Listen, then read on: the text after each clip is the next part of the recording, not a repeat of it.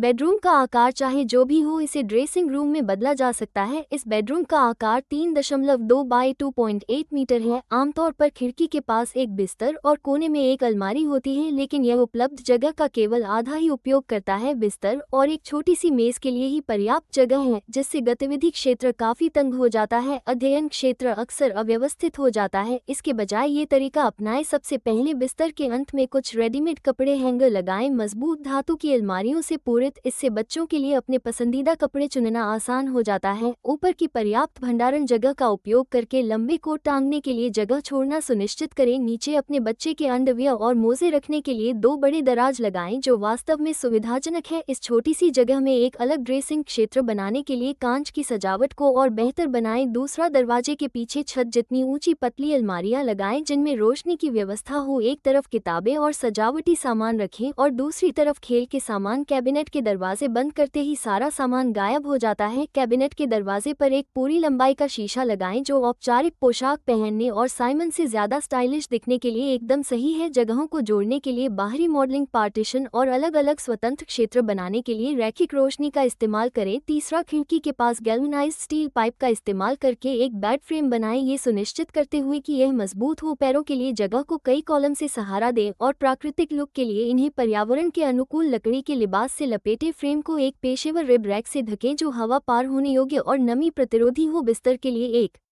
मुलायम गद्दे का इस्तेमाल करें और आराम से सोने के लिए दीवार से सटाकर एक गद्देदार बैकरेस्ट लगाएं। गोपनीयता के लिए खिड़कियों पर पर्दे लगाना न भूलें। बिस्तर के नीचे अपने बेटे की बचपन की प्यारी चीजों को रखने के लिए 2 बड़े दराज बनाएं। ये दराजें महत्वपूर्ण हैं क्योंकि ये अंदर की ओर खिसकती हैं और जगह का कुशलतापूर्वक उपयोग करती हैं। फोन चार्जिंग की सुविधा के लिए बेडसाइड पर एक स्विच सॉकेट लगाएं और खिड़की के किनारे को एक अतिरिक्त बेडसाइड टेबल की तरह इस्तेमाल करें। चौथा, दीवार के साथ एक एल आकार का डेस्क बनाएं, जिसमें छोटी छोटी पढ़ाई की चीजें व्यवस्थित करने के लिए दराज हो। इस लेआउट में एक तरफ पढ़ाई के औजारों के लिए और दूसरी तरफ एक हाई एंड कंप्यूटर के लिए पर्याप्त जगह है, जो कौशल अभ्यास के लिए एकदम सही है। डेस्क के बगल में बच्चों द्वारा वर्षों से रची गई कल्पनाशील दुनिया को रखने के लिए एक स्टोरेज कैबिनेट बनाएं। इस सेटअप को उनकी सभी पढ़ाई की सामग्री के लिए एक वॉल कैबिनेट के साथ और भी बेहतर बनाएं। जब कैबिनेट के दरवाजे बंद होते हैं तो यह एक साफ सुथरा रूप बनाए रखता है, जिससे एक ऐसा माहौल बनता है जहां बच्चे पढ़ाई और रचनात्मक खेल के बीच संतुलन बना सकते हैं। इस तरह की सेटिंग शैक्षणिक और कल्पनाशील विकास दोनों को बढ़ावा देना। बिल गेट्स जैसी प्रसिद्ध हस्तियों के पालन पोषण की याद दिलाता है। जब सब कुछ एक जगह पर रखा जाता है तो ये जगह को अधिकतम करता है, जिससे छोटे बेडरूम का डिजाइन